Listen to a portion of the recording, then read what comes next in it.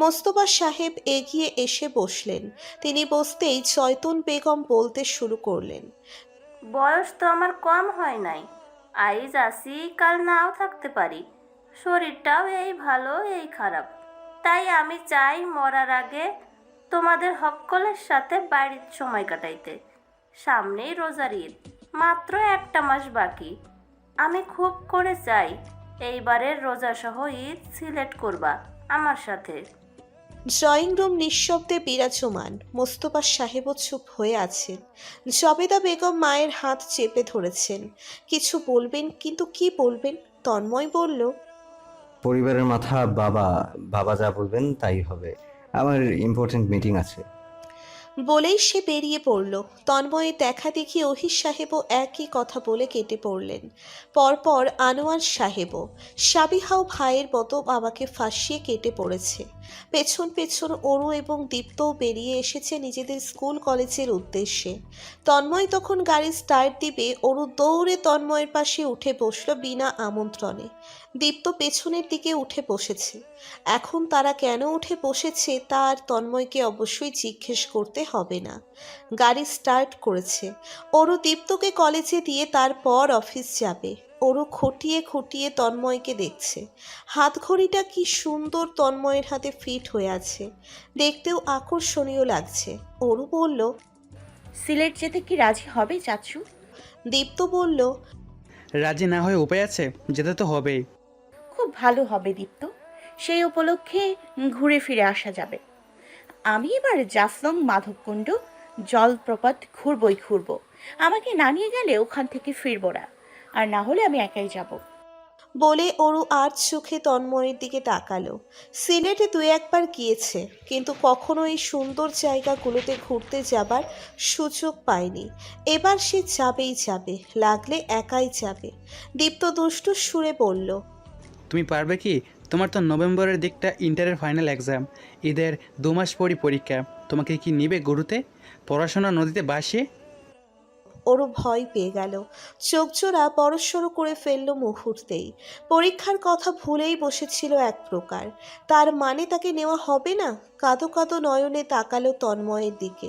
তন্ময় তখন গাড়ি চালাতে ব্যস্ত, তার দৃষ্টি অবস্থান করছে সামনে।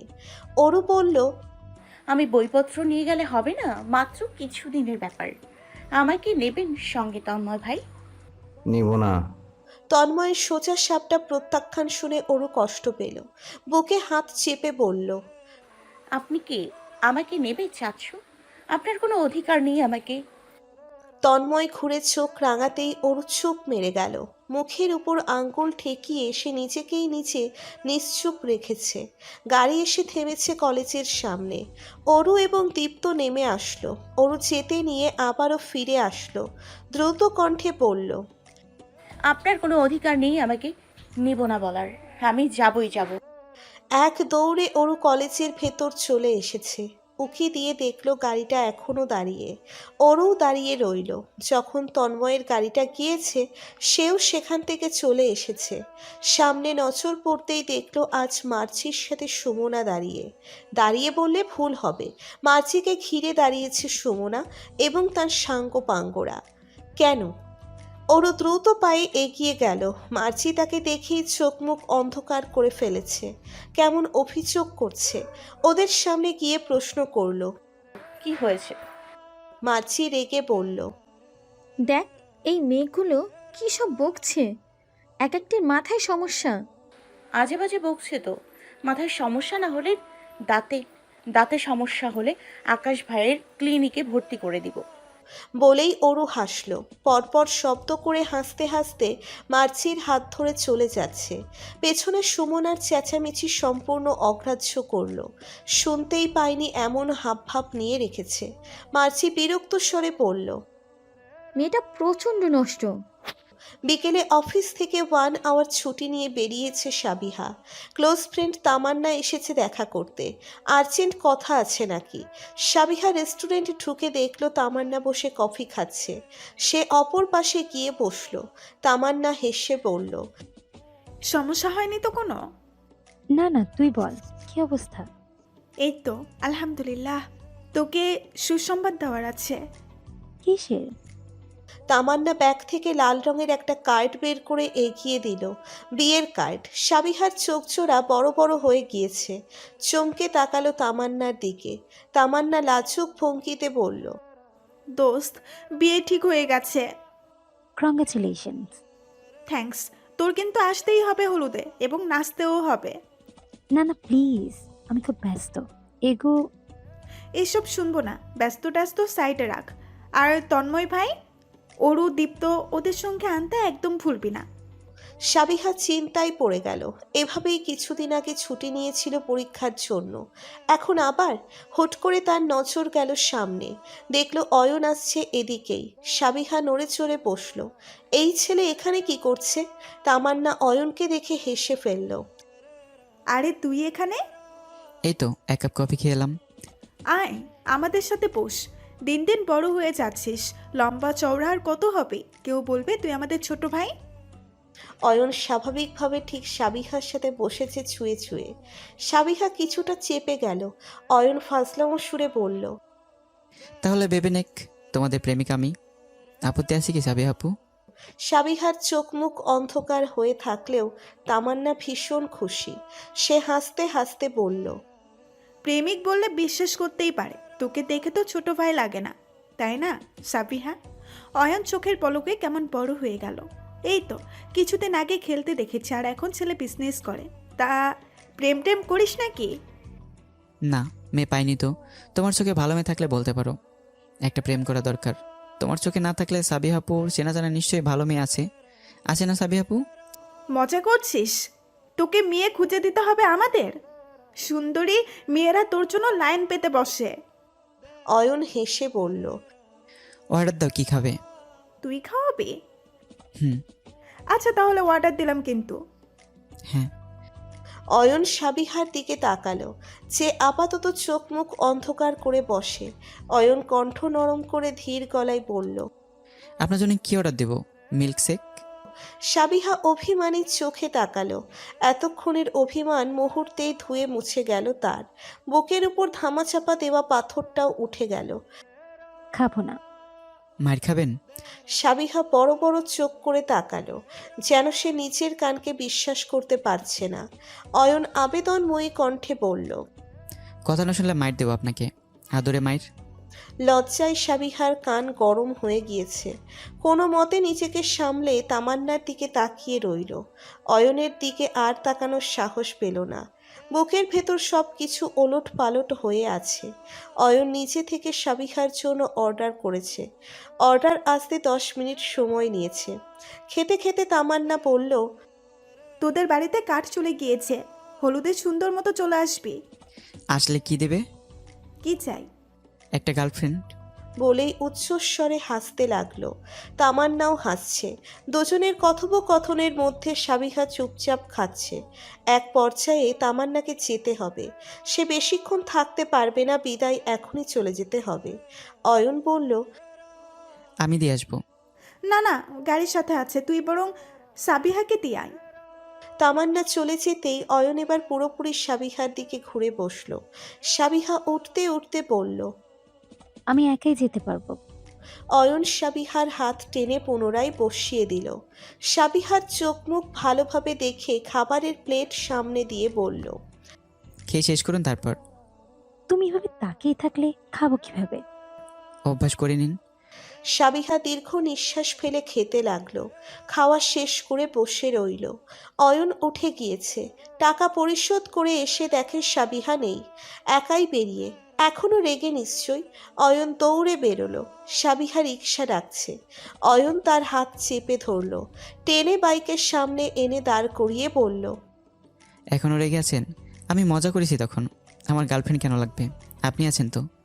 সাবিহার খুব রাগ হলো অয়নের প্রতি। একটু আগে স্বেচ্ছায় কতগুলো কথা বলে তাকে কষ্ট দিল, এখন আবার কি সুন্দর করে কষ্টগুলো ধুয়ে মুছে সরিয়ে দিল। কেন এমনটা করবে? সাবিহা কি তার হাতের পুতুল নাকি? ওরও জয়তুল বেগমের রুমে খুরখুর করছে। একসময় সেখান থেকে সুমিতা বেগমের পিছু গেল। সেখানে কিছুক্ষণ ঘুরঘুর করে ড্রয়িং রুমে বসলো। কিছুক্ষণ টিভি দেখে উঠে দাঁড়ালো। কোনো কিছুতেই মনোযোগ দিতে পারছে না। চলে এলো বারান্দায়, গালে হাত চেপে বারান্দায় দাঁড়িয়ে রইল। 9টা বেজে গিয়েছে, এখনও তন্ময় ফেরেনি। ফিরতে ফিরতে 9:30 বাজবে হয়তো। অরুর এখনই ঘুম ধরেছে, ঘুমালে আজ আর উঠতে পারবে না। তন্ময়কে কিভাবে দেখবে? অরু বইপত্র বুকে চড়িয়ে চোখ বন্ধ করছে তো খুলছে। একসময় দুলে পড়ে যেতে নিতে যাচ্ছিল। নিজেকে কোনো রকমের সামলে তন্ময়ের রুমের দরজা খুলল। টেবিলে নিচের বইপত্র রেখে চেয়ারে বসলো। দুলতে দুলতে ঘুমিয়ে পড়েছে। তন্ময় যখন রুমে ঢুকেছে ঘড়ির কাঁটা তখন 10টা 15-তে। অরুকে দেখে কিছুক্ষণ ঠায় দাঁড়িয়ে রইল, যেন ঘুমন্ত অরুকে দেখছে। তারপর শব্দহীনভাবে ওয়াশরুমে ফ্রেশ হতে চলে গিয়েছে। বেরিয়ে তাওয়াল বিছানায় ফেলে টেবিলের কাছে গেল। আলগোছে অরুকে 5 কোলে তুলে নিল। অরু কিছুটা নড়ে চড়ে উঠেছে। তন্ময়ের বুকে কিছু একটা খোঁচাখুচি করে, মাথাটা আরামসে হেলিয়ে রাখলো। সেভাবেই তাকে নিয়ে তন্ময় অরুর রুমে গিয়েছে। বিছানায় শুতে উঠতে গিয়ে খেয়াল করলো অরু তার টি শার্ট খামচে ধরে আছে, ছাড়াতে চাইলেই ছাড়ছে না। এক পর্যায়ে ঘুমের মধ্যে অরু বিরক্ত হয়ে চৌচোরা আধো আধো খুলেছে। তন্ময়ের দিকে তাকিয়ে অস্পষ্ট স্বরে বলল, এমন কেন করেন? আমার থেকে শুধু পালিয়ে যান কেন? আমাকে কেন সবসময় এড়িয়ে যান? তাহলে কি করব? আমার সাথে থাকবেন সব সময়। থাকবো। অরু হাসল। তন্ময়ের হাত জড়িয়ে ঘুমিয়ে পড়ল। অস্পষ্ট স্বরে আরও কিছু কথা বলল, তবে তা শোনা গেল না। তন্ময় চেয়ার টেনে পাশেই বসে রইল। অরু কিছুদিন ধরে খুব রোম্যান্টিক মুভি দেখছে। আগে সব সময় অ্যাকশন মুভি দেখেছে, বলা যায় সে অ্যাকশন মুভি লাভার। কিন্তু হুট করে তার মুড পরিবর্তন হয়ে গিয়েছে। অ্যাকশন মুভি ছেড়ে আকর্ষণ গিয়েছে রোম্যান্টিক মুভিতে। নায়ক নায়িকাদের রোম্যান্টিক মুহূর্তগুলো উপভোগ করতে গিয়ে লাল নীল গোলাপি হয়ে উঠছে প্রায়শই। বারবার নায়কের জায়গায় তন্ময়কে ভাবছে এবং নায়িকার জায়গায় নিজেকে। ভাবতেই শরীর অদ্ভুতভাবে কেঁপে উঠছে, শিহরণ বয়ে চলেছে মনে। কিন্তু পরপরই সব অনুভূতিগুলো হারিয়ে যাচ্ছে মনে পড়তেই যে তার তন্ময় ফিল্মের নায়কদের মতো মোটেও নয়। ফিল্মের নায়ক রোমাঞ্চকর আবহাওয়া সৃষ্টি করে, নায়িকার সাথে রোম্যান্স করে, আর তন্ময় শুধু ধমকায়। অরু ভেবে চিনতে খুঁজে পেয়েছে দোষ তার মধ্যেই। সে ফিল্মের নায়িকাদের মতো মোটেও না, তাহলে রোম্যান্স কীভাবে হবে? ফিল্মের নায়িকারা লাজুক, সরলতম, হাবাগোবা এবং ভীষণ মায়াবী, দরদি, কোমলতম প্রেয়সী। কিন্তু সে তো চটচটে, চঞ্চল, বাচাল, এলোমেলো, উস্কো খুস্কো এবং বৈরাগী স্বভাবের। এমন একটা মানুষের সাথে রোম্যান্স কীভাবে করবে? তাই অরু বেশ কিছু রোম্যান্টিক মুভি শেষ করার পর আদর্শ নায়িকা হবার টিপস পেয়েছে। প্রথম টিপস, লাজুক হতে হবে, ভীষণ লাজুক।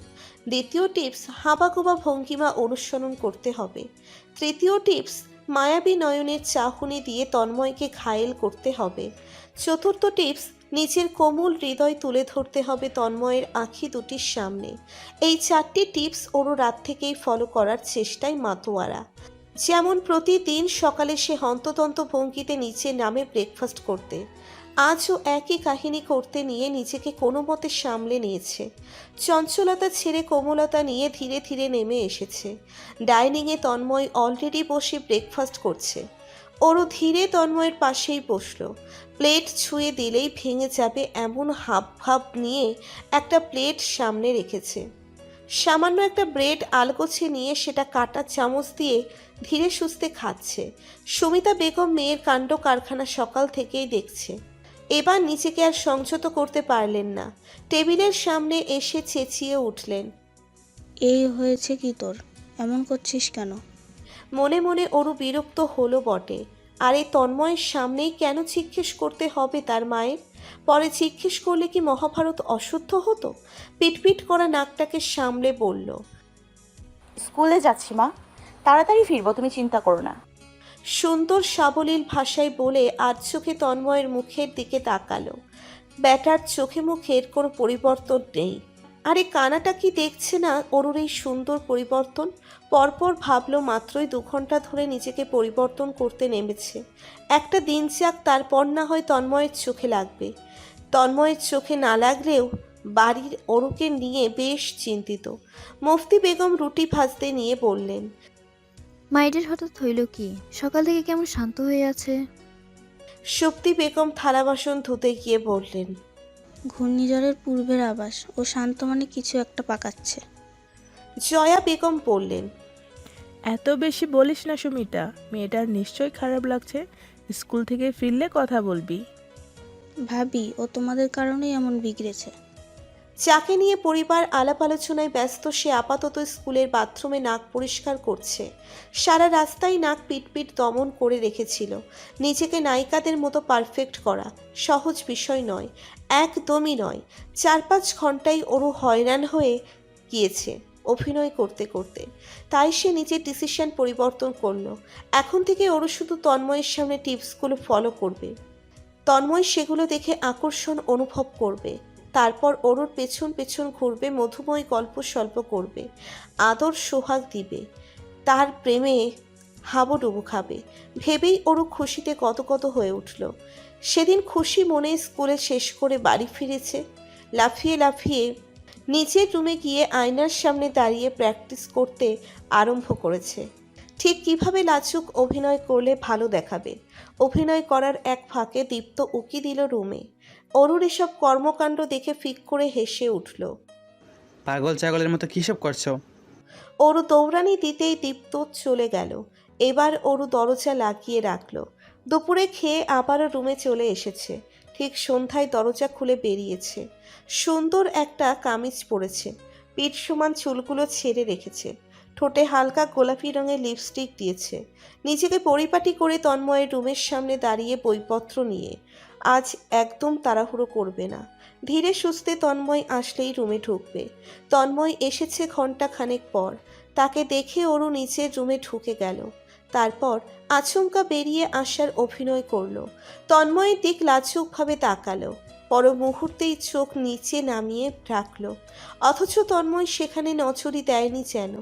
অফিস ব্যাগ নিয়ে রুমে ঢুকে গেল। লোকটা কি কানা? না হলে অরুর পরিবর্তনে দেখে কিছু বলছেও না। কিছু বলুক, ওরও শুনতে চায়। মনের বিষণ্ণতা দমিয়ে ওরও রুমে ঢুকতেই চুলে টান অনুভব করলো। তন্ময় পেছন থেকে তার লম্বা চুলগুলো ডান হাতে পেঁচিয়ে নিয়েছে। ব্যথায় ওরও আর্তনাদ করে উঠল। হ্যাঁ, ছাড়ুন ছাড়ুন, ব্যথা ভাই লাগছে তো।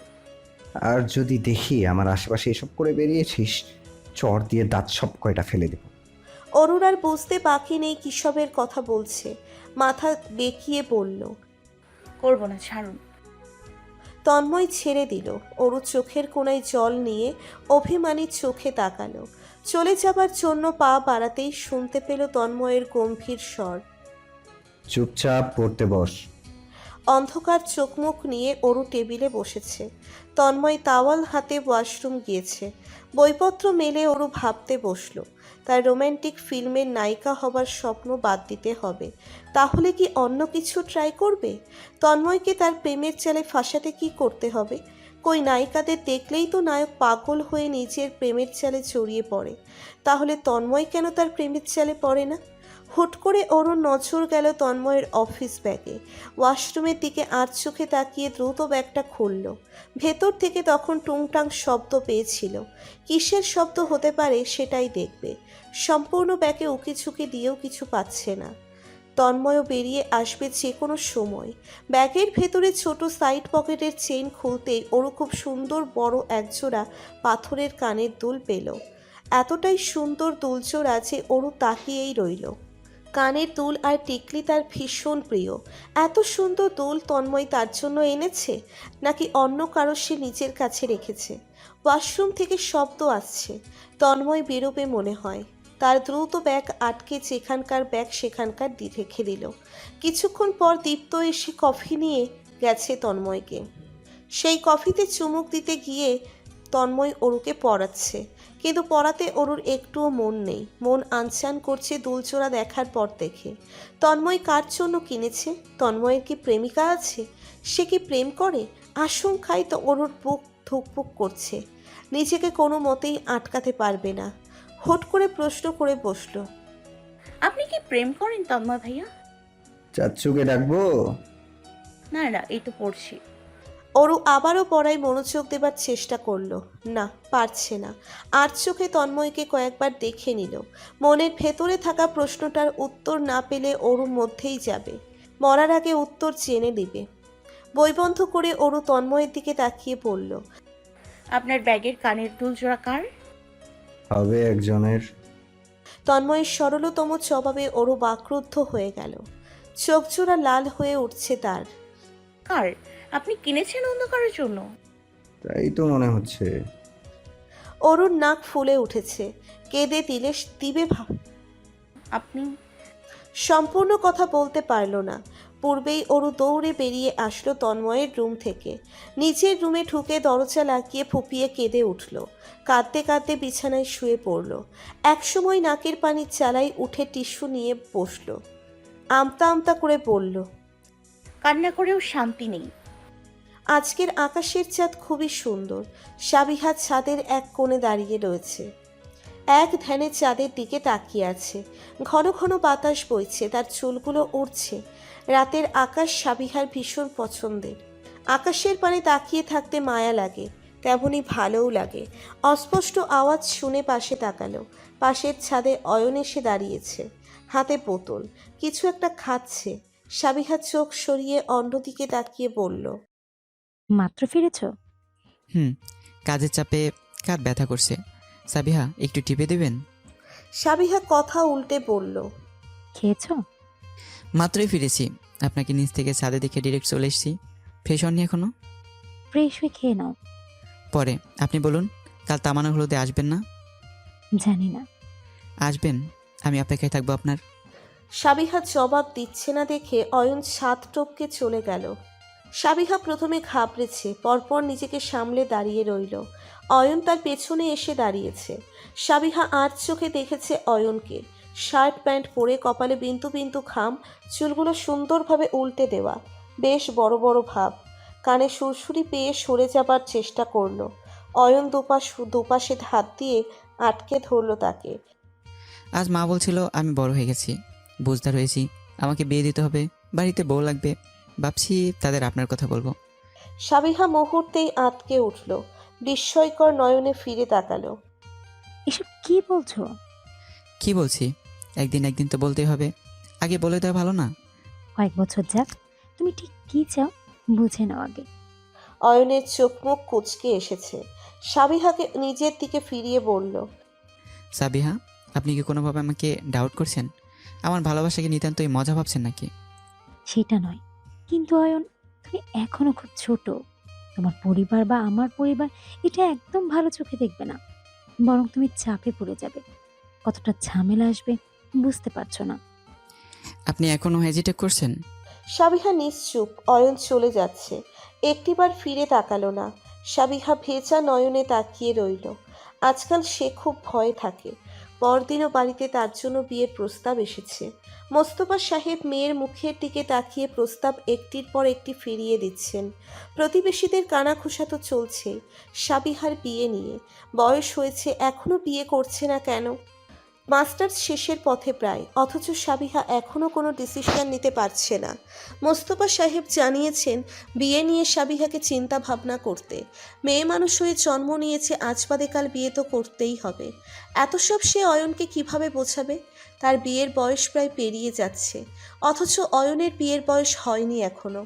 আজকাল নিজের পায়ে দাঁড়িয়ে ছেলেরা বিয়ে করে, সেদিকে অয়ন মাত্র অনার্সে পড়ছে। কিভাবে কি করবে সাবিহা বুঝতে পারছে না। নিজেকে ভীষণ হেল্পলেস লাগছে। কারোর সাথে এগুলো শেয়ার করে নিজেকে উদ্ধার করবে? কাকে বলবে এসব কথা? কে তাকে রাস্তা দেখাবে? সাবিহা, তন্ময়ের ডাকে ফিরে তাকালো সাবিহা। তন্ময় দুটি কফি হাতে ছাদে উঠে এসেছে। একটা কফি সাবিহার হাতে দিয়ে অন্যটায় সে চুমুক বসিয়েছে। গরম গরম কফি, এখনো ধোয়া উঠছে। সাবিহা কিছুক্ষণ ভাইয়ের দিকে তাকিয়ে থেকে কফিতে চুমুক বসালো। তন্ময় দূরে চাহনি নিবদ্ধ করেই প্রশ্ন করলো, কি হয়েছে? সাবিহা নিশ্চুপ হয়ে আছে। তন্ময়ও তাকে তাড়া দিচ্ছে না। ধীরে সুস্থে জবাব দেওয়ার সময় দিয়েছে। সাবিহা কিছুক্ষণ পর বলল, ভাইয়া, বয়সের ব্যবধান কি খুব ম্যাটার করে? আমি যদি বলি আমার কম বয়সী এক ছেলেকে পছন্দ, তুমি কি আমার উপর নিরাশ হবে? হুম, একদম না। তাহলে কি করব? আমি কিছুই বুঝে উঠতে পারছি না। সময় আছে, বুঝে নে। এত প্রেশার নিতে হবে না। তোর যাকে পছন্দ হবে আমারও তাকেই পছন্দ। সাবিহার মাথাটা তন্ময়ের বুকে হেলে গিয়েছে। চোখ জোড়া বুজে বলল, ও আমার খুব ছোট, আমার সাথে ওর মানায় না। তার উপর সব কিছু বাদ, তুই কি চাস? তুই যেটা চাস তাই হবে। সবসময় নিজের চাওয়াকে পূরণ করতে নেই। তন্ময় হাসল। সাবিহাকে নিজের সঙ্গে নিতে নিতে বলল, সর্বপ্রথম নিজের চাওয়াটাকেই পূরণ করতে হয়, by hook or by crook. মন মেজাজ ভালো না হলে অরুর দিন খারাপ যায়। এই যে সকালে ঘুম থেকে উঠতে নিয়ে কাঁথায় পা পেঁচিয়ে শব্দ করে ফ্লোরে পড়ল, বাথরুমে ঢোকার সময় দরজার সাথে ধাক্কা লেগে ব্যথা পেল, বই ব্যাগে ঢোকাতে নিয়ে পায়ের উপর ফেলল, ব্যথায় চিৎকার করে মরার মতো কিছুক্ষণ শুয়ে রইল। সে অবস্থায় সেলফোন টিপতে নিয়ে হাত ফসকে ফোন মুখের উপর পড়েছে। ব্যথায় চোখের কোণ জল ভিজে উঠল। ব্রেকফাস্ট করতে নিচে নামার সময় পিছলে পড়তে নিয়ে নিজেকে সামলিয়েছে, তবে এখানেও হাতে একটু ব্যথা পেয়েছে। ভেজা নয়নে অরু ডাইনিংয়ে এসে বসেছে।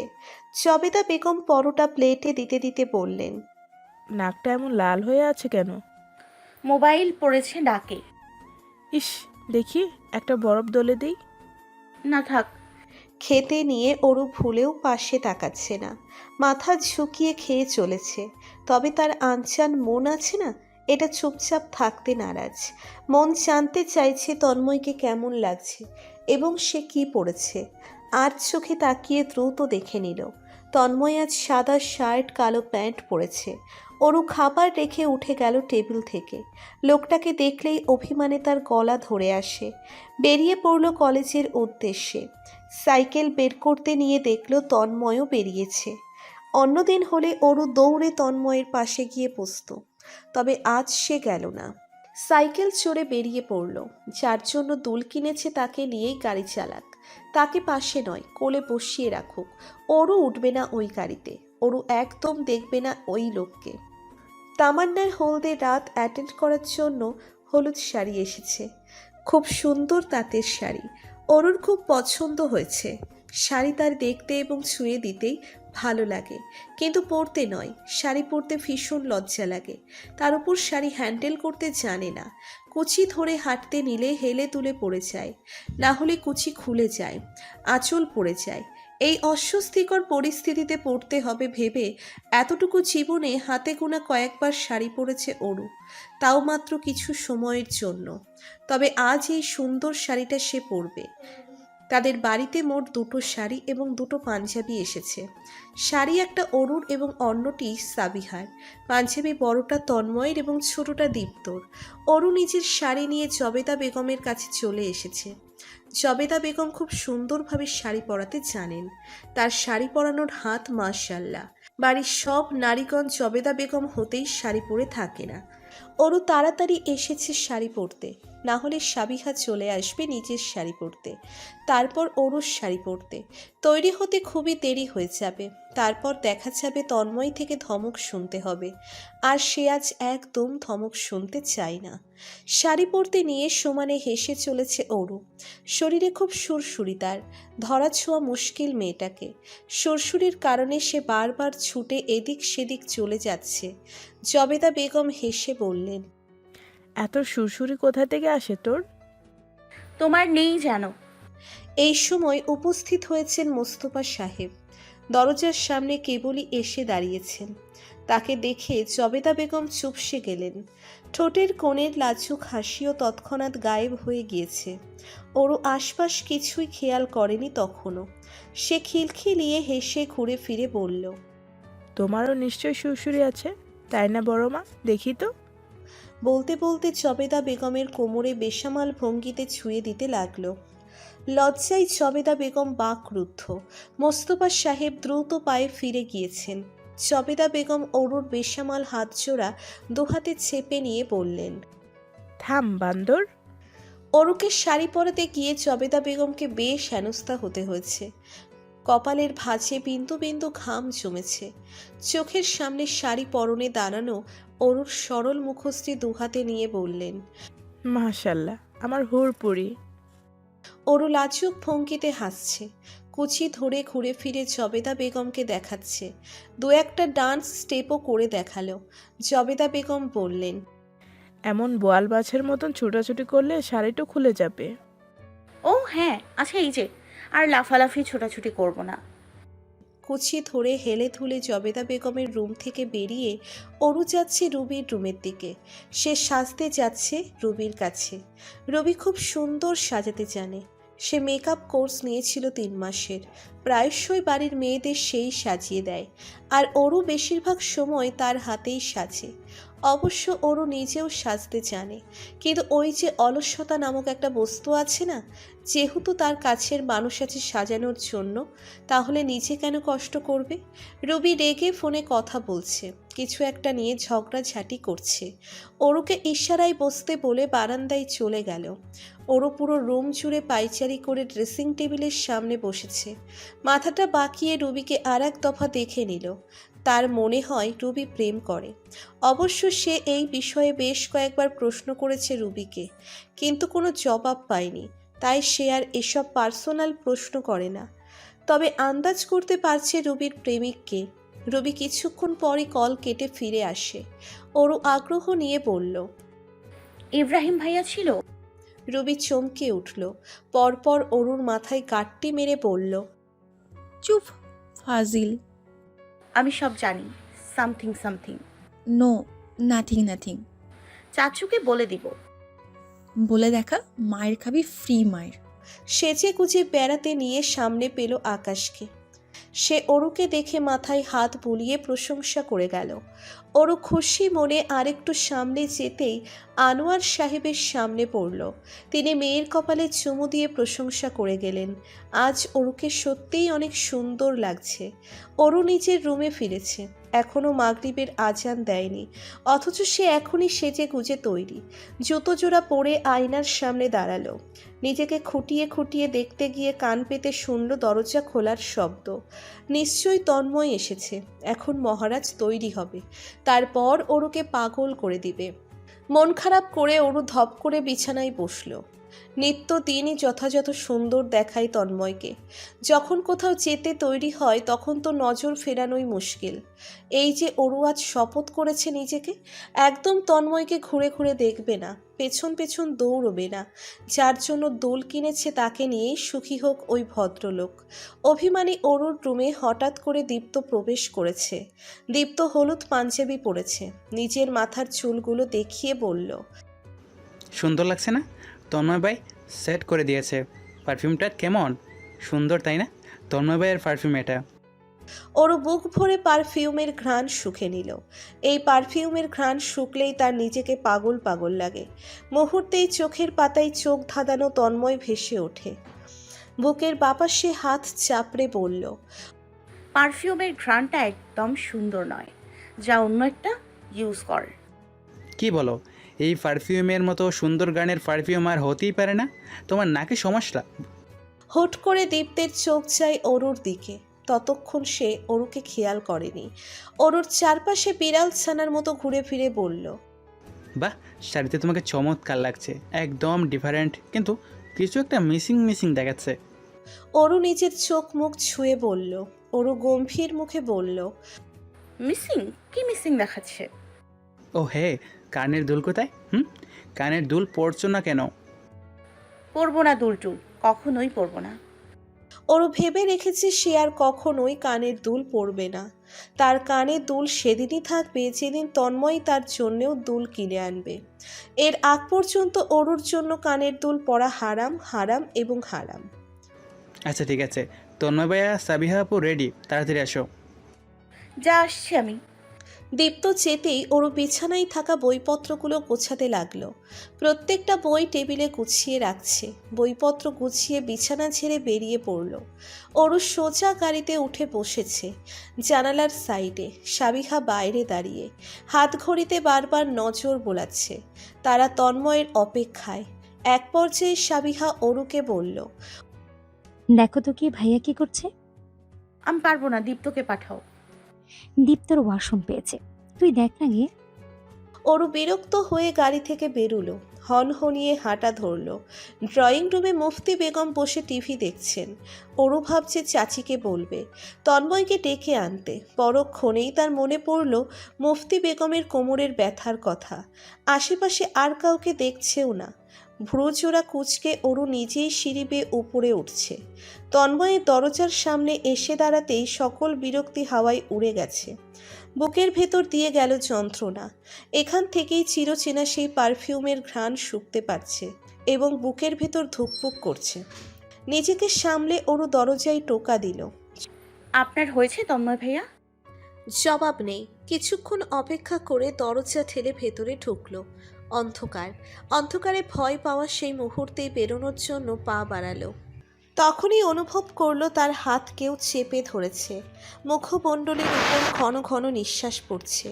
ওরু ভীত স্বরে ডাকলো, তন্ময় ভাই। জবাব আসেনি। তবে পারফিউমের ঘ্রাণে এবং সুঠাম হাতের স্পর্শে সে নিজের সামনে দাঁড়ানো লোকটাকে চিনে ফেলল। অন্ধকারে হাতড়ে তন্ময়কে দেখার সামান্য চেষ্টা করল, কিন্তু দেখতে পেল না। হুট করে কানে স্পর্শ পেয়ে কেঁপে উঠল। শরীরে বিদ্যুৎ প্রবেশ করেছে যেন। থরথর করে কাঁপতে চাইছে শরীর। তন্ময় কিছু একটা করছে, কিন্তু কি সেটা অন্ধকারে বুঝে উঠতে পারছে না।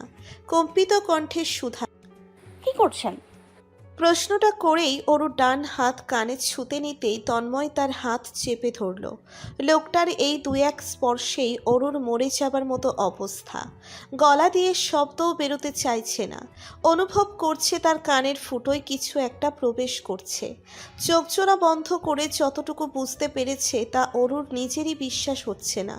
থমকে দাঁড়িয়ে থাকা সে উপলব্ধি করল তন্ময় তার হাত ছেড়ে দিয়েছে। তাকে একা রেখেই বেরিয়ে গেল। কাঁপা কাঁপা হাতে কান ধরল। তার দু কানে দুল। ওরুকে চুপচাপ দেখে সাবিহা প্রশ্ন করল, কি হয়েছে আমার টিমটিমে? আয়, তুই আমার সাথে বসবি। ওরু পিছনে সাবিহার সাথে বসল। সামনে তন্ময় আর দীপ্ত।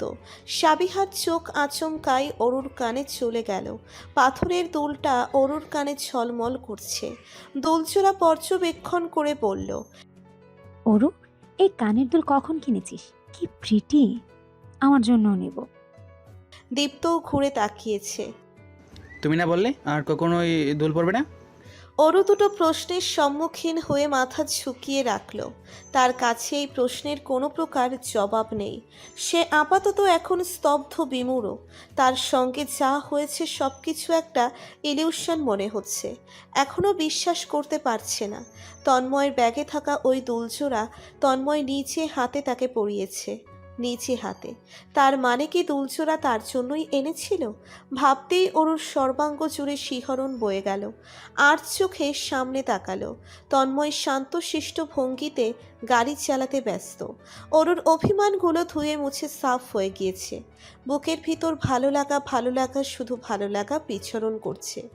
কমিউনিটি সেন্টারের সামনে থেমেছে গাড়ি। ভেতরে তামান্নার বাবা করিম মিয়া দাঁড়িয়েছিল। তন্ময়দের দেখতেই এগিয়ে আসলেন আপ্যায়নের জন্য। ভেতরে নিতে নিতে কথাবার্তা বলছেন। ওরু সাবিহার হাত ধরে আছে। তাদের নিয়ে বসতে দিয়ে তবেই ফিরেছেন করিম মিয়া। তামান্না তখন স্টেজে বসে। তাকে হলুদ লাগানো হবে কিছুক্ষণের মধ্যে। আপাতত স্টেজের নিচে দলভুক্ত হয়ে নাচছে তামান্নার কাজিনরা। সেগুলো ভিডিও করছে ক্যামেরাম্যান।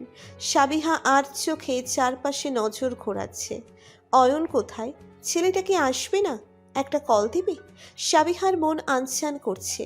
কল দিবে করে দিচ্ছে না। হুট করে পাশ থেকে চেনা পরিচিত কণ্ঠের স্বর শুনতে পেল। পাশে ফিরতেই অয়নকে দেখতে পেল। তন্ময়ের সাথে কথা বলছে। সাবিহার দিক তাকাচ্ছেও না। অবশেষে ভেবে চিনতে অয়নকে একটা মেসেজ করলো। রেখে ওদিকে স্টেজ থেকে তামান্না ইশারায় সাবিহাকে ডাকছে। মেসেজটা করেই সে ওদিকটাই চলে গেল। তামান্নার কপালে একটুখানি হলুদ লাগানো। সে সেটা টিস্যু দিয়ে মুছতে নিয়ে বলল, আমি তো ফেঁসে গেলাম। এখন তুই কবে ভাসবি, নাকি সিঙ্গেল থেকে আমাকে পুড়িয়ে ছাড়খাড় করে দিবি? সাবিহা হাসার চেষ্টা করে তামান্নার পাশে বসল। বিয়ে শাদির আলাপ আলোচনা শুনলেই শরীর কাঁপে আজকাল। ভেতরে ভীষণ যন্ত্রণা হয়। একরাশ ভয় তাকে ছেঁকে ধরে। অয়ন খুব ভালোভাবে সাবিহাকে নিজের সাথে চড়িয়ে নিয়েছে।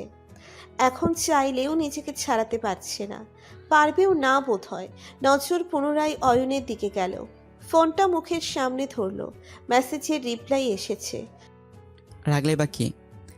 সাবিহা মাথা ঝুঁকিয়ে হাসল, তড়িৎ গতিতে জবাব দিল। আমাকে ভালো লাগে না সেটা বলো। অয়নের জবাব এলো না।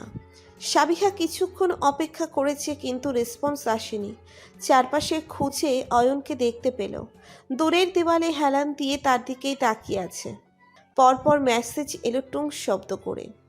এদিকটায় আসুন। সাবিহা সংকোচ করছে, যাবে কি যাবে না। তন্ময় কথা বলছে তামান্নার বড় ভাইয়ের সাথে। অরু আর দীপ্ত ব্যস্ত নাচ গান দেখতে। সবাইকে ব্যস্ত দেখে সাবিহা ধীরে সুস্থে গেল নিরিবিলি করিডোরের দিকটায়। অয়ন দাঁড়িয়ে আছে পিঠ ঠেকিয়ে। সাবিহা পাশে গিয়ে দাঁড়ালো, কি বলবে বা করবে বুঝতে পারছে না। অয়নও আগ বাড়িয়ে কিছু বলছে না। তাকে ডেকে এনে এভাবে নিশ্চুপ হয়ে থাকার কোনো মানে আছে? অয়ন চোখজোড়া সামনে নিবদ্ধ রেখেই বলল, আপনাকে তুমি করে বলে মাইন্ড করবেন? না। আচমকা অয়ন হুড়মুড়িয়ে অপ্রস্তুত সাবিহার খুব কাছে এসে দাঁড়ালো। সাবিহা পিছু আসার সময় অবধি পেল না। দুজনের মধ্যে ঘনিষ্ঠতা বাড়ল, নিঃশ্বাস প্রখর হলো। ভালো লাগে খুব সাধারণ শব্দ সাবিহা, আমি তোমাকে ভালোবাসি। সাবিহার হৃদয় কেঁপে উঠল। অয়নের মুখে তুমি শোনাটাই যেন নেশা, আর ভালোবাসি শোনাটা যেন ঔষধ। মারাত্মকভাবে তার হৃদয় কাঁপছে। ফ্যালফ্যাল নয়নে তাকানো সাবিহার নাকের ডগায় অয়ন হুট করে চুমু খেয়ে বসল। দুষ্টু হেসে সাবিহার কানের কাছটায় মুখ নিল, গভীর স্বরে বলল, শাড়িতে খুব সুন্দর লাগছে। ইচ্ছে করছে তোমার অদৃশ্যমান পেটটা ছুঁয়ে দিই, যেখানে আমার হাতের ছাপ বসাই। কিন্তু এই ভুল আমি আপাতত করছি না, পরে দেখা যাবে তুমি কথাই বলছো না। সাবিহা রেলিংয়ের সাথে লেপ্টে আছে। ঘন ঘন নিঃশ্বাস নেওয়া, সে চোখ জোড়া শক্ত করে বুঝে রয়েছে। ভেতরটা অস্থির আচরণ করছে, তোলপাড় করছে সব কিছু। হলুদ প্রোগ্রাম থেকে ধরে অরু কানে দুল পড়েছে। 2 দিন হয়ে গিয়েছে। এত বড় বড় দুল কানে 24 ঘন্টা পড়ে থাকা যায় নাকি? কিন্তু তবুও অরু পড়ে আছে। তন্ময়ের পরিয়ে দেওয়া এই দুল সে এই জীবনে আর খুলবে না শপথ করেছে। এখন কান ছিঁড়ে পড়ে যাক, না হলে পচে যাক। সুমিতা বেগম কান টেনে অরুকে রুমে এনেছেন, কানের দুলজোড়া খোলার চেষ্টা করছেন, কিন্তু খুলতে পারেনি। অরু বোয়াল মাছের মতো নড়ে চড়ে পালিয়ে এসেছে। পালাতে নিয়ে সামনে পড়ল আনোয়ার সাহেব। আনোয়ার সাহেবের হাতে 3টে কামিজ, সেগুলো অরুর হাতে দিয়ে বলল, 2 আপুদের দিয়ে একটা তুমি নাও। আনোয়ার সাহেব প্রায়শই এটা সেটা নিয়ে আসেন নিজের মেয়েদের জন্য। বলা যায় এই বাড়িতে একজনের জন্য কিছু আনা হয় না, সবাইকে নিয়ে কাপড় চোপড়, খাওয়া দাওয়া, ইভেন ঘোরাঘুরিও করা হয়। অরুষ সাবিহার রুমে একটা কামিজ এবং রুবির রুমে একটা কামিজ রেখে 3য়টা সে নিয়ে নিচের রুমে এসেছে। কাল সকালেই বানাতে দিয়ে আসবে। সিলেটে অরু এই কামিজ পরেই যাবে। সন্ধ্যায় তন্ময়ের কাছে পড়তে বসে অরু বারংবার কানের দুলছোড়া ঘুরিয়ে ফিরিয়ে দেখাচ্ছে, কিন্তু তন্ময়ের কোনো সারা শব্দ নেই। সারা শব্দ কেন করছে না? তন্ময় কি জানে কতটা ব্যথা সহ্য করে রয়েছে এই দুলের জন্য? এই যে ব্যথায় অরু কানে হাত ছোঁয়াতে পারছে না, কার জন্য? তার সামনে গম্ভীর মুখে বসে থাকা এই মহারাজার জন্য। অথচ মহারাজার ধ্যান জ্ঞান কিছুই নেই। কলম ফেলে দেবার ভঙ্গিমা করে অরু তন্ময়ের দিকে ঝুঁকে গেল। তার কানের দুল ঠিক তন্ময়ের মুখের সামনে। কলম তুলে সোজা হয়ে বসল। না, তন্ময়ের কোনো রিয়াকশন নেই। কেন? নিজেকে আর সামলাতে পারছে না। অরু এবার সোজা সাপটা প্রশ্ন করল, কানের দুল আমার জন্য কিনেছেন তাই না? তন্ময় বইয়ের পৃষ্ঠা ওলট পালট করে দেখছে। অরুর প্রশ্নে মাথা তুলে তাকালো না অবধি। প্রশ্নের জবাব দিবে তো দূরের বিষয়। অরু পুনরায় বলল, বলেন না। জবাবে তন্ময় হুট করে পাশে রাখা বেত দিয়ে অরুর হাতে মেরে বসল। ব্যথিত হাত ধরে অরু হাঁসফাঁস করতে লাগলো। যেখানে লেগেছে বেতের বাড়ি সেখানটাই লাল হয়ে গিয়েছে মুহূর্তেই। চোখজোড়া চলে টলমল করছে তার। হাত ডলতে ডলতে চেয়ার ছেড়ে উঠে দাঁড়ালো, যেমন সে এখনই চলে যাবে। কিন্তু তন্ময়ের বস শুনে পুনরায় বসে পড়ল নিজ জায়গায়। এবার মনোযোগ পড়াশোনায় দেবার চেষ্টা করছিল। হঠাৎ তন্ময় হাতের কলম রেখে অপ্রস্তুত অরুর দিকে নজর রেখে বলল, এসব এখনো পড়ে আছিস কেন? সুন্দর লাগছে না? খোল। না খুলবো না। তন্ময় শান্ত চোখে তাকিয়ে রইল। তন্ময়ের শান্ত নজর অনেকটা সাদা ফকফকা আকাশ থেকে হুট করে বজ্রপাত শুরু হয়, ঠিক তেমনটাই লাগছে। অরুর ঘাড়ের পশম দাঁড়িয়ে গিয়েছে। এভাবে তাকিয়ে থাকার কি আছে? চোখ নামিয়ে অস্পষ্ট স্বরে বলল, আপনি খুলে দেবেন? অরু ভেবে রেখেছে তন্ময় আকাশ ফাটিয়ে ধমক দিবে, না হলে মুখ ঘুরিয়ে ফেলবে, তাকে পাত্তাই দিবে না। কিন্তু আজ তাকে ভোরকে তন্ময় বলল। সামনে আয়। অরু উঠে এসে তন্ময়ের সামনে দাঁড়ালো। চেয়ারে বসেও তন্ময় তার মাথা সমান, কত লম্বা। কানে তন্ময়ের আঙ্গুল লাগতেই অরু অস্পষ্ট স্বরে আর্তনাদ করে উঠল। কান দুটো লাল হয়ে গিয়েছে। বিষদায়ক যন্ত্রণা এ যেন। তন্ময় দাঁতে দাঁত চেপে অরুকে ধমকাতে নিয়ে নিজেকে সামলে নিল। খুব নরমভাবে খোলার চেষ্টা করছে। অরু তখন ভ্যাবলার মতো তন্ময়ের গম্ভীর মুখশ্রী পর্যবেক্ষণ করতে ব্যস্ত। তন্ময়ের ডান গালে একটা লাল তিল খুব আকর্ষণীয়ভাবে ফুটে আছে তার উজ্জ্বল মুখমণ্ডলে। অরুর ইচ্ছে করছে সেটা ছুঁয়ে দিতে, এবং সে হুট করেই তিলটা ছুঁয়ে দিল। ছুঁয়ে নিজেই কেঁপে উঠল। তন্ময় কিছু বলল না, সে তখনও সিরিয়াস হয়ে অরুর দুল খুলছে। তন্ময় কিছু বলছে না বলে অরু আরও সাহস পেয়ে বসল। মুহূর্তেই মনে আরেকটি ইচ্ছে জাগলো। এখন ইচ্ছেটাকে পূর্ণতা দিবে নাকি না। দোটানায় ভুগতে থাকা তার চোখজোড়া তখনও তন্ময়ের চেহারায়। বুকের ধুকপুকানি অগ্রাহ্য করে অরু দ্রুত গতিতে তন্ময়ের তিলের জায়গাটিতে চুমু খেয়ে বসল। তন্ময়ের দুল খুলতে থাকা হাতটি কিছুক্ষণের জন্য থেমে গেল। পিনপতন নীরবতা চারিদিকে, শুধু অরুর ঘন ঘন নিঃশ্বাস নেওয়া শোনা যাচ্ছে। বুকের ভেতর তোলপাড় করতে থাকা হৃদয় বিস্ফোরণ ঘটাবে যেন। কিছুক্ষণের জন্য মস্তিষ্ক হারিয়ে এহেন কাজ করে অরু ভয়ে গুটিয়ে আছে। দৌড়ে যে পালাবে তাও অসম্ভব। ভয়ে ভয়ে পুনরায় তাকালো তন্ময়ের দিকে। তন্ময় তখন তার বাম কানের দুল খুলছে। অরুর দিকে না তাকিয়েই গম্ভীর স্বরে বলল, মায়ের খাবি? না না, আর করব না। মুখে এক বললেও অরুর মন বলছে এই সুযোগে তন্ময়ের পুরো মুখ জুড়ে চুমু খেয়ে নিতে। এই যে এভাবে গম্ভীর মুখ করে বসে আছে, এই গম্ভীর মুখ দেখলেই তার প্রেম প্রেম পায়। ইচ্ছে করে আস্তে ব্যথা পাই। অরু এতক্ষণ প্রেমের নদীতে ডুবেছিল বলে ব্যথা নামক অস্তিত্ব ভুলে বসেছিল। এখন যখন বাস্তবে ফিরেছে তার চোখ ভিজে উঠেছে। আপনি ইচ্ছে করে ব্যথা দিচ্ছেন। পরপর অনুভব করলো তন্ময়ের শক্ত হাতের সেই নরম স্পর্শ। যেমন একটু আগে ব্যথা দেওয়া লোকটা ইনি নন। অরু ভেজা নয়নে তাকিয়ে রইল। ব্যথিত কণ্ঠে ডাকলো, তন্ময় ভাইয়া, এই যে তন্ময় ভাই, কথা বলবেন না? আচ্ছা, আর এমনটা করব না। আমার কি দোষ বলুন? সব দোষ আপনার গালের তিলটার। এটাই আমাকে বারবার ডাকছিল। এই তিলটাকে শাস্তি হিসেবে একটা চিমটি দিয়ে দিই। অরু চিমটি দেবার সুযোগ পেল না। পূর্বেই তন্ময় তার গাল শক্ত করে টেনে ধরেছে। গালের ব্যথায় অরু আর্তনাদ করে উঠল। সাদা গাল লাল করে দিয়ে তন্ময় চলে গেল। অরু গালে হাত চেপে অশ্রুসিক্ত নয়নে দাঁড়িয়ে রয়েছে। আলগোছে ঠোঁটে আঙ্গুল ছুঁয়ে দিল। পরপর লজ্জায় গাল দুটো তার লাল হয়ে গেল। বোকার মতো হেসে ভাবতে বসল, এভাবে তন্ময় তো তাকে চুমু খেতে পারে। সে খুব করে চায় তন্ময় তাকে চুমু খাক, আদর করুক। কেন করে না? একটা দৈনন্দিন প্রবাদ চারপাশে ঘুরঘুর করে। সেটা হলো, আমরা তাদের পাত্তা দিই না যারা আমাদের পাত্তা দেয়, আমরা তাদেরই পাত্তা দিই যারা আমাদের পাত্তা দেয় না। এই প্রবাদটি আজকাল ওর মস্তিষ্কে ঘুরপাক খাচ্ছে যন্ত্রের মতো। তন্ময় তাকে পাত্তা দেয় না, অথচ তার তন্ময়কেই চায়। এর জন্য আজ সে কিছুতেই ঘুমোতে পারছে না। চোখ বুঝলেই তন্ময়কে দেখছে, চোখ খুললেও তন্ময়কে দেখছে। বিরক্তি নিয়ে উঠে বসলো। জানালা দিয়ে দমকা বাতাস আসছে। আধার রাতের আকাশে চাঁদের রাজত্ব চলছে। ছোট ছোট তারারা যেমন সৌন্দর্যের প্রতীক চাঁদকে পাহারা দিচ্ছে। অরু উঠে জানালার সামনে দাঁড়ালো। এক মনে তাকিয়ে রইল আকাশের পানে। কানে ভেসে আসছে ধীর শব্দের কথাবার্তা। অরু নিচে তাকালো। গার্ডেনের লাইটগুলো জ্বলছে, স্পষ্ট দেখা যাচ্ছে দুটি চেয়ারে কেউ বসে। ভালোভাবে দেখতেই চিনতে পারল তন্ময় এবং মোস্তফা সাহেবকে। ওরও দেয়াল ঘড়ির দিকে নজর দিল।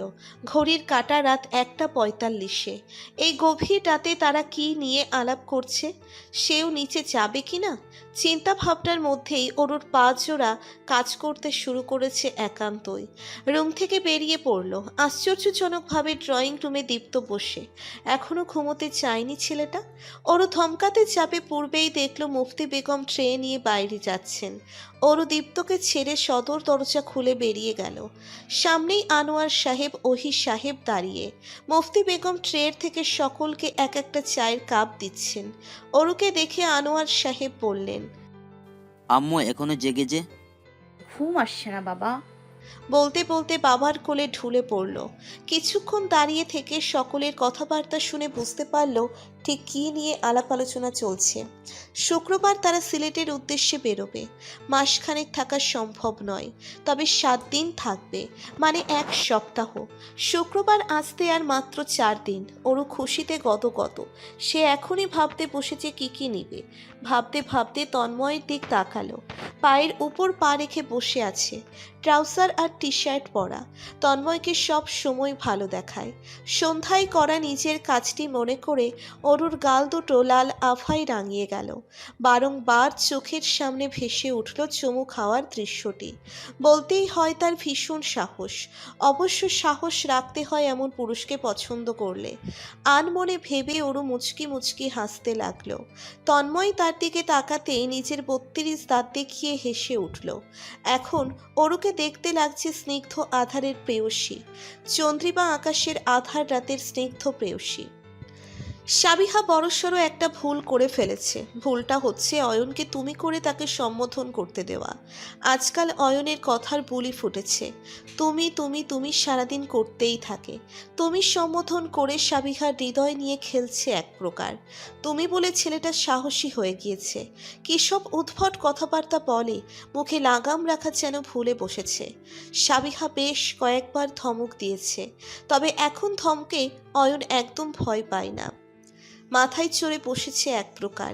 তাই সাবিহা একটা ভয়ঙ্কর শাস্তি তৈরি করেছে অয়নের জন্য। সেটি হলো টোটালি 2 দিন কোনো প্রকার কথা অয়নের সাথে বলবে না। এই 2 দিন অয়নকে নিজের মুখও দেখতে দিবে না। এর জন্য লাগলে সে বাড়ির গাড়ি ব্যবহার করবে।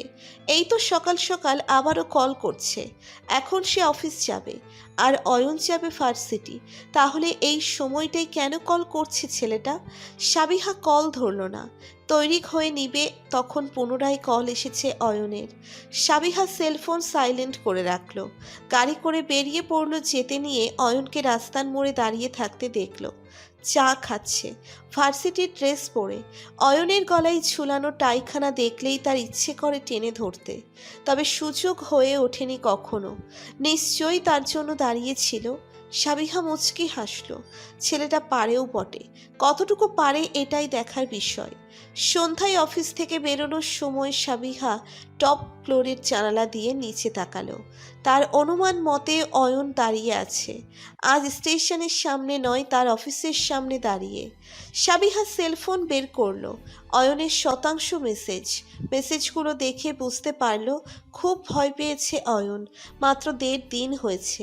এতটুকু সময়ে এত ভয় পেতে হয় নাকি?